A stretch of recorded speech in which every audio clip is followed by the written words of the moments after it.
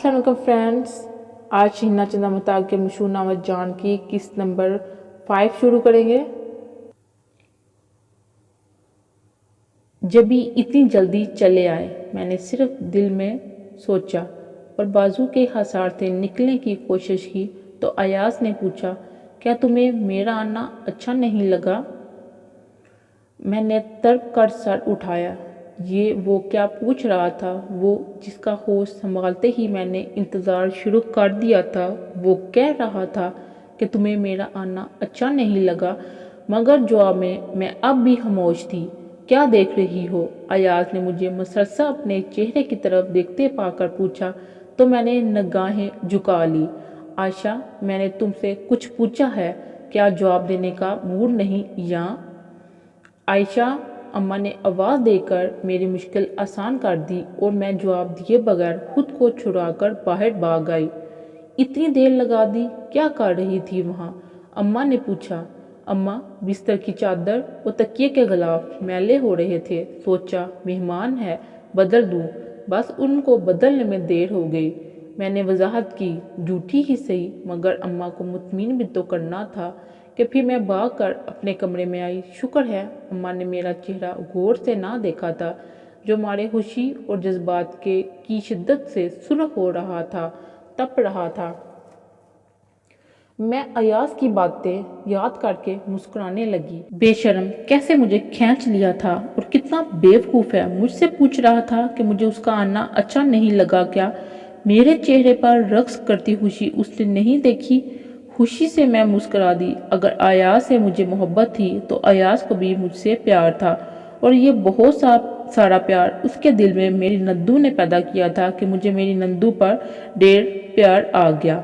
आयशा, अम्मा ने फिर आवाज़ दी तो मैं कमरे से बाहर निकल आई। जी अम्मा, मैंने उनके करीब बैठते हुए कहा। रात के खाने में क्या बनाना है? अम्मा ने पूछा। मुझे क्या पता अम्मा, कहने को तो मैंने कह दिया, मगर दिल चाह रहा था कि दुनिया भर के पकवान बनाकर उसके सामने रख दूं। ताहम मजबूरी ये थी कि मुझे अभी भी पकाना नहीं आता था। अगर मुझे उसके अचानक आने का पता होता तो ना जाने क्या पकाना सीख लेती। फिलहाल मेरी उम्र भी इतनी ज़्यादा नहीं थी कि हर काम में माहिर हो जाती। हालांकि हमारे खानदान में लड़की की कम उम्र में शादी कर देने का रिवाज था। वजह हमारे यहाँ का माहौल भी था, और हमारा माहौल ही ऐसा था कि छोटी छोटी उम्र में लड़कियों की शादी कर दी जाती थी। 14-15 साल की उम्र में शादी ज़रूर हो जाया करती थी। ये हमारे माहौल का ही असर था कि मैं बिन देखे ही अयाज की मोहब्बत में गिरफ्तार हो गई थी। मेरी 2-3 सहेलियों की शादी 8वीं पास करते ही हो गई थी, जबकि मैं इस वक्त मैट्रिक में थी। मैंने अम्मा से कई बार कहा, अम्मा, मेरा स्कूल जाने को दिल नहीं चाहता और ना ही किताबों की शक्ल देखने को। हो सकता है कि अम्मा मेरी बात मान ही जाती कि मैं इनकी बहुत लाडली बेटी थी और वह मेरी हर बात मान लेती थी, मगर भाईजान मेरे रास्ते की सबसे बड़ी दीवार थे। उनका कहना था, अयाज पढ़ रहा है, उसे ऑफिसर बनना है, बहुत ज़्यादा नहीं, मगर मैट्रिक तो कर लो।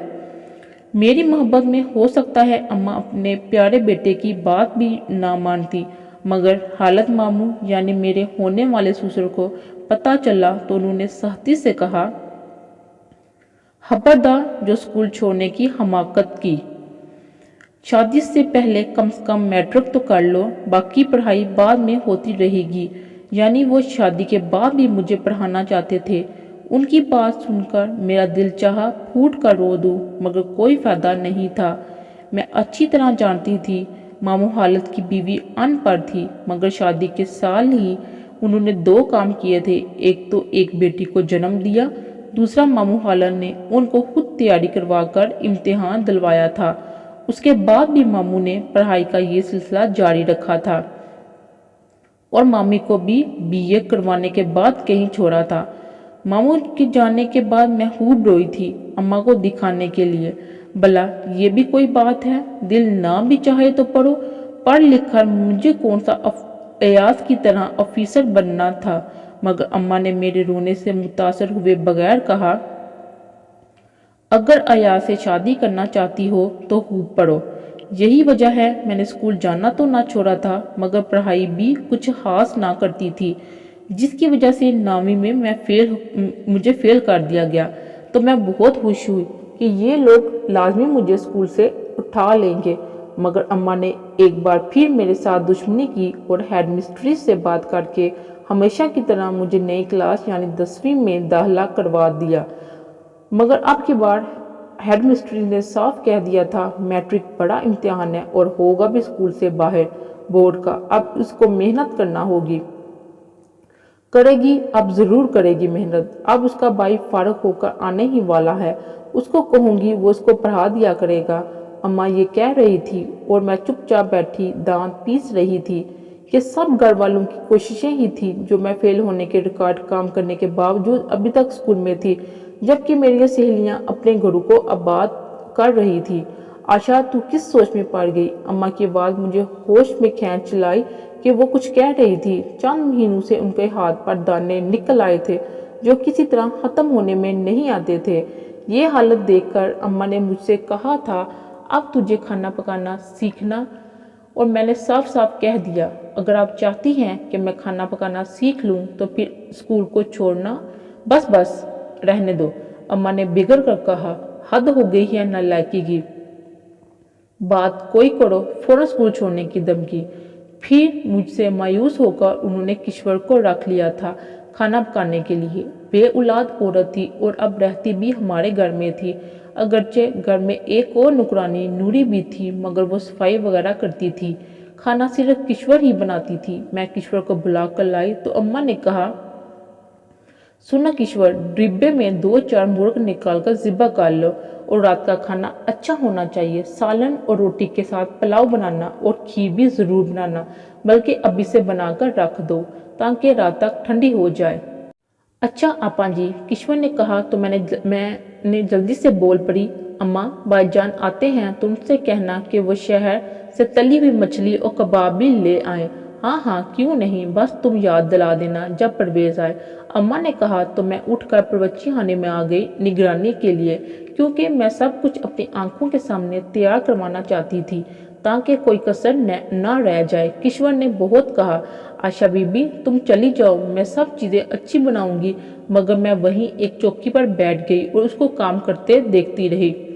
عائشہ، اماں نے مغرب کے قریب مجھے آواز دی اور میں باہر آئی تو اماں نے کہا، عائشہ اتنی بڑی ہو گئی ہو مگر عقل نہیں آئی۔ اب کیا ہوا اماں؟ میں نے غصے سے پوچھا کہ مجھے ان کا کہنا ناگوار گزرا تھا۔ اگر اتفاق سے ایاز سن لیتا تو کیا سمجھتا مجھے اپنی نظروں میں؟ ایاز کے لیے الگ کمرہ صاف کروانا تھا، کیا تجھے ہر بات کہہ کر سمجھانی ہوگی؟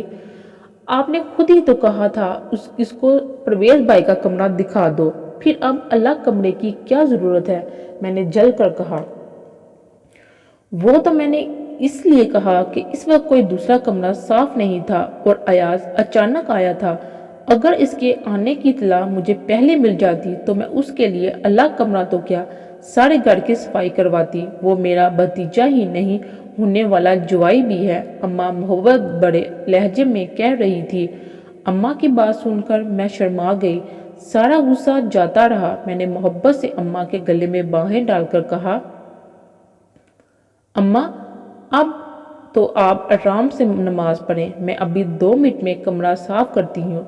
یہ کہہ کر میں بھاگ کر اندر آئی۔ میرے جہیز کے لیے جو سامان بنا کر پیٹی میں رکھا ہوا تھا اسے کھول کر میں نے پلنگ کی چادر، لحاف اور تکیے نکال لیے، پھر نوری سے کمرے کی صفائی کروا کر چادر پلنگ پر رکھ کر باہر تاکہ اماں کو بتا سکوں کہ میں نے ایاز کے لیے کمرہ صاف کروا دیا ہے، مگر مجھے دروازے پہ ہی رک جانا پڑا۔ بھائی جان باغات سے آ چکے تھے اور شاید ایاز بھی اٹھ چکا تھا، کیونکہ ابا کے ساتھ باتیں کرنے میں وہ پیش تھا اور ابا کو بتا رہا تھا، میری تعلیم ختم ہو گئی ہے اور اب رزلٹ آتے ہی لیفٹیننٹ بھرتی ہو کر ڈیوٹی پر چلا جاؤں گا، تاہم کچھ مہینے بالکل فارغ ہوں۔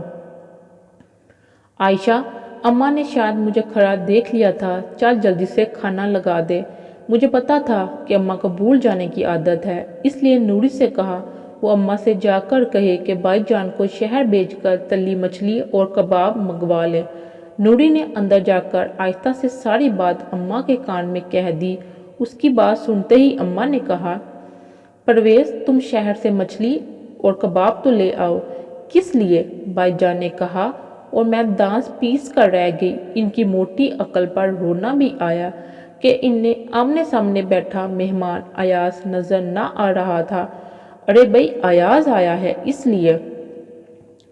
اماں نے لہجے میں شہد بھر کر کہا، اپنے میکے کے تو کتے پر بھی پیار آتا ہے، وہ تو پھر بھتیجا تھا اماں کا۔ ارے چھوڑو اماں، کل لے آؤں گا، ایاز بھی چند دن رکے گا یہاں۔ آج تو میں تھک گیا ہوں، آپ عائشہ سے کہیں جو پکا ہے وہی ٹھیک ہے۔ بھائی جان نے سامنے بیٹھے ایاز کی بھی پرواہ نہ کی۔ میرا جی رونے کو چاہنے لگا۔ عذرا جب بھی آتی کبھی مچھلی کبھی دہی برو کی فرمائش کرتی تھی اور بھائی جان موٹر سائیکل کی چابی اٹھاتے ہوئے کہتے، سمجھ لو یوں گیا یوں آیا، اور باہر نکل جاتے۔ مجھے وہ ان کی منگیتر تھی نا، بھاگے بھاگے جاتے تھے اس کے لیے، اور میرا منگیتر۔ دفتر میں نے پھر امی کی آواز سنی، ارے بہت ہے، پھر بھی تم جا کر کباب اور مچھلی لے آؤ، کتنے برسوں بعد میرا بھتیجا آیا ہے۔ اماں نے پیار بڑی نظروں سے ایاز کو دیکھتے ہوئے میرے دل کی بات کی۔ چھوڑیے پھپھو جان، پرویز ٹھیک کہہ رہا ہے، ابھی میں کچھ دن یہی ہوں، پھر کسی دن کھا لوں گا، ایاز نے کہا تو اماں نے کھانا لگانے کا حکم دے دیا۔ میں نے نوری کو دوسرے کمرے میں دری بچھانے کو کہا اور خود کشور کے ساتھ کھانا لگانے لگی۔ نوری نے سارا کھانا لگا دیا تو میں نے کہا اب ان کو بتا دو، اور خود وہیں کھڑی ہو کر چیزوں کا جائزہ لینے لگی، جبکہ دل ہی دل میں مجھے بھائی جان پر شدید غصہ آ رہا تھا۔ وہ سب کے ساتھ بڑی شرافت سے کھانے والے کمرے میں آیا اور مجھے دیکھے بغیر بڑے شریفانہ انداز میں بھائی جان کے ساتھ بیٹھ گیا۔ ابا اماں بھی بیٹھ گئے، مگر میں کھڑی رہی تو اماں نے کہا، عائشہ تو نہیں آئے گی؟ آ بیٹھ، تم بھی کھا لے ہمارے ساتھ ہی۔ اماں مجھے بھوک نہیں، میں نے بھائی جان کی ڈٹھائی پر دانت پیستے ہوئے کہا تو ایاز نے نظر اٹھا کر مجھے دیکھا۔ ایاز اپنی پلیٹ میں سالن نکالنے لگا اور مجھ سے مزید وہاں کھڑا نہ رہا گیا۔ میں باہر آ گئی، میرا دل تو اس کو دیکھتے ہی دک دک کرنا شروع کر دیتا تھا۔ نوری کو اندر بھیج کر میں باہر کے کمرے میں بیٹھی ان کی باتیں سننے لگی جو کھانا ختم ہوتے ہی شروع ہو گئی تھی۔ کشور چائے بنا کر لائی تو ایاز نے کہا، یار پرویز، میں تو رات کے کھانے کے بعد کافی اور صرف کافی پیتا ہوں، ان سے کہو مجھے کافی بنا دے۔ یار ایاز، یہاں ہمارے گاؤں میں کافی نام کی کوئی چیز نہیں، کل لے آؤں گا۔ اور تو کل لا کر دے گا، آج کیا کروں؟ ایاز نے اماں کو دیکھتے ہوئے کہا۔ یار اگر بہت ضروری ہے تو میں شہر چلا جاتا ہوں، بھائی جان نے اٹھتے ہوئے کہا۔ نہیں نہیں، اس وقت 8 بج رہے ہیں، رات ہو چکی ہے، میں تمہیں شہر جانے نہیں دوں گی، اماں نے جلدی سے کہا۔ پھر ایاز سے وہ بولی، پتر آج گزارا کر لو، کافی کی جگہ دودھ پی لینا، لیکن میں جات سے تمہیں منگوا دوں گی۔ اور ایاز چپ ہو گیا اور میں اشتیاق سے سوچنے لگی یہ کافی کیا ہوتی ہے، کل آئی تو میں بھی پی کر دیکھوں گی۔ وہ پھر سے باتوں میں مصروف ہو گئے۔ اچانک بھائی جان نے اٹھتے ہوئے بولے، بھائی میں تو اب سوؤں گا، صبح مجھے ایک بہت ضروری کام سے لاہور جانا ہے۔ بھائی جان چلے گئے تو باقی سب بھی اٹھ گئے، اور یہ بھی اچھا ہوا کہ ایاز کو کمرہ دکھانے اماں خود اس کے ساتھ گئی تھی۔ اس کو چھوڑ کر اماں واپس آئی تو میں کھانا کھا رہی تھی۔ اماں نے مجھے دیکھ کر کہا، ایاز کو یاد سے دودھ کا گلاس دے آنا، پھر نوری کے ہاتھ بھیج دینا۔ اچھا اماں، میں نے کہا۔ وہ کھانے میں مصروف رہی۔ کھانے سے فارغ ہوئی تو نوری برتن اٹھانے لگی۔ پہلے جی میں آیا کہ اس کو کہہ دوں کہ ایاز کو دودھ کا گلاس دے آنا، مگر پھر دل کے ہاتھوں مجبور ہو کر میں نے خود جانے کا فیصلہ کیا۔ میں سونے سے پہلے ایک بار پھر اس کو دیکھنا چاہتی تھی اور 2-4 میٹھی میٹھی نرم باتیں کرنا اور سننا چاہتی تھی۔ دودھ کا گلاس لیے میں بغیر دستک کے اس کے کمرے میں چلی گئی۔ وہ کپڑے بدل چکا تھا اور شاید سونے کی تیاری میں تھا، مگر مجھے دیکھ کر اس نے ہونٹ سی لیے۔ میں نے کہا، اماں نے کہا تھا آپ کو دودھ دے آؤں۔ میں نے گلاس آگے کیا، وہاں میز پر رکھ دو، ایاز نے بستر پر بیٹھتے ہوئے کہا۔ میں نے گلاس میز پر رکھا، واپس مڑ گئی۔ ابھی میں دروازے میں ہی تھی جب ایاز نے پکارا، عائشہ جی یہاں آؤ میرے پاس، ایاز نے نرم لہجے میں کہا۔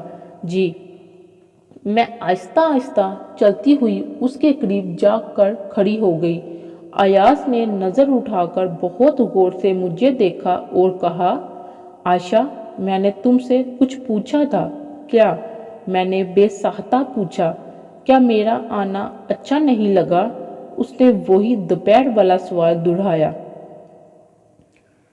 میں چپ رہی، نہ جانے کیوں، حالانکہ جب وہ نہیں آیا تھا جب تک میں نے اسے نہیں دیکھا تھا تب تک میں اس کے آنے اور ملنے کی دعائیں مانگتی تھی اور اکثر سوچتی تھی وہ آیا تو یہ کہوں گی وہ کہوں گی، مگر اس کی شکل دیکھتے ہی نہ جانے کیوں میرے لبوں پر تالے لگ گئے تھے، شاید اس لیے کہ میں نا تجربہ کار تھی، نہیں جانتی تھی کہ ایسے موقع پر کیسی باتیں کی جاتی ہیں۔ ایاز مسلسل مجھے دیکھ رہا تھا۔ جب میں کچھ نہ بولی تو وہ اٹھتے ہوئے بولا، اچھی بات ہے، تم نہیں بتانا چاہتی تو نہ صحیح، میں خود ہی سمجھ گیا ہوں، تمہیں میرا آنا اچھا نہیں لگا۔ وہ رکا، ایک گہری نظر مجھ پر ڈالی اور کہا، اس لیے تم کھانے میں بھی شامل نہ ہوئی اور اب میری بات کا جواب دینا بھی تمہیں گوارا نہیں، کیوں؟ ٹھیک کہہ رہا ہوں نا؟ اس کی ناراضگی کا سوچ کر میں گھبرا گئی، کچھ اور نہ سوجا تو میری آنکھوں سے ٹپ ٹپ آنسو گرنے لگے۔ ارے ارے یہ کیا کر رہی ہو؟ ایاز بکھلا کر بولا اور میں روتی گئی۔ آپ غلط بات جو سمجھ رہے ہیں، میں نے روتے ہوئے غصے سے کہا۔ وہ مسکراہٹ دبا گیا، مگر میں نے دیکھ لیا تھا۔ اچھا تو تم پھر کہو، تمہیں میرا آنا اچھا لگا ہے؟ ایاز نے بازو سے پکڑ کر مجھے قریب بٹھاتے ہوئے پوچھا۔ ہاں بہت اچھا لگا ہے، میں نے بامشکل یہ سوچ کر کہا کہیں وہ پھر خفا نہ ہو جائے، اور میری بات سنتے ہی ایاز ہنسنے لگا اور میں سمجھ گئی وہ اب تک مجھے جان بوجھ کر تنگ کر رہا تھا۔ یہ سوچتے ہی میں شرما گئی۔ بیوقوف، اس میں بلا رونے کی کیا بات تھی؟ ایاز نے شرارت سے مسکراتے ہوئے کہا، مجھے اچھی طرح معلوم ہے میری آمد کے خواب تم سوتے جاگتے اٹھتے بیٹھتے دیکھا کرتی تھی، کیوں؟ ٹھیک کہہ رہا ہوں نا؟ میں شرما گئی اور سمجھ گئی یہ بات بھی میری نندو نے بتائی ہوگی، تاہم میں نے کہا، یہ سب معلوم ہونے کے باوجود آپ کون سا جلدی چلے آئے؟ میں تمہاری طرح ڈسٹرب نہیں ہونا چاہتا تھا، ایک بار تمہیں دیکھ جاتا پھر بار بار تمہیں دیکھنے کو دل چاہتا، اور ایسی حالت میں پڑھائی مشکل ہو جاتی۔ ایاز نے مسکرا کر کہا تو میں بھی مسکرا دی۔ کچھ وقت یوں ہی گزرا، پھر اچانک ایاز نے پوچھا، ارے ہاں یہ بتاؤ تمہاری پڑھائی کیسی جا رہی ہے؟ اور میں جو مزید پیاری پیاری باتیں سننے کی خواہش مند تھی، ایک دم ناگواری سے منہ بنانے لگی۔ بھلا یہ سب پڑھائی کا کیوں پوچھتے ہیں؟ پڑھوں گی تو اپنے لیے، نہ پڑھوں گی تو اپنے لیے، پھر یہ لوگ پڑھائی، میں نے دل میں کہا۔ ہاں بھئی بتایا نہیں تم نے؟ ایاز نے پھر پوچھا تو میں نے جل کر کہا، فکر نہ کریں، میٹرک تک ضرور پڑھوں گی، امتحان میں چاہے فیل ہو جاؤں۔ اس کا مطلب ہے میں نے تمہارے بارے میں ٹھیک ہی سنا ہے کیا؟ میں نے غصہ ضبط کرتے ہوئے پوچھا۔ یہی کہ تمہیں پڑھنے کا شوق نہیں۔ ایاز نے سنجیدگی سے مجھے دیکھا اور کہا،